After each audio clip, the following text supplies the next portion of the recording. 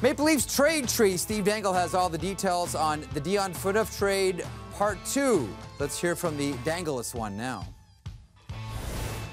It's the second anniversary of the second Phaneuf deal. Let's take a second and look at it. Well, first of all, there's only two types of Phaneuf trades, big ones and bigger ones. The first trade he was involved in from Calgary to Toronto was an 8-player deal. The second deal from Toronto to Ottawa was a 9-player, 1-pick deal. The Leafs were rebuilding, the Senators had something left in the tank. And it's a funny lesson in how the perception of a trade can change over time. Because I remember Leafs fans celebrating, oh my god, this trade is great, we ripped them off. I might have been guilty of that too. I seem to remember a video I did for Sportsnet's YouTube channel where I chugged a can of Red Bull and smashed it over my head, as Dion would have wanted, you know? But the Senators didn't look so dumb when they, along with former Leafs captain Dion Phaneuf, were in the Eastern Conference Final. Just one goal away from the Stanley Cup Final. Oh, you know that already? I don't need to turn the knife. I'm sorry, that was rude, you're right. But the Sens don't look like they're having the greatest year, and because it's probably going to be difficult to fit Erik Karlsson on the team once his contract's up, there's talk of maybe moving Phaneuf again. And Leaf fans go, ha! Because from that trade, the Leafs still have Colin Greening. They used the second-round pick to draft a 6'7" Yeti, and they traded the prospect they got, Tobias Lindberg, along with a 6th-round pick to Vegas for